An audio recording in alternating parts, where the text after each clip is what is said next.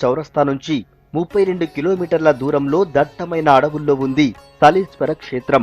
క్రూర మృగాలు, వన్యప్రాణులు సంచరించే ఈ ప్రాంతానికి మామూలు రోజుల్లో ఎవరూ వెళ్లే సాహసం చేయరు. ప్రతి ఏటా అటవీ శాఖ అనుమతితో భక్తులు ఈ క్షేత్రాన్ని సందర్శిస్తారు. సలేశ్వరానికి వెళ్లే దారిలో ఫరహాబాద్ చౌరస్తా నుంచి 10 కిలోమీటర్ల దూరంలో నిజాం కాలపు శిథిల భవనాలు కనిపిస్తాయి. ఇక్కడి ప్రకృతి అందాలు మెచ్చిన నిజాం రాజు తన వేసవి విడిదిని నిర్మించుకున్నాడు. నిజాం విడిది నుంచి 22 కిలోమీటర్లు వెళితే సలేశ్వరం బేస్ క్యాంప్ వస్తుంది.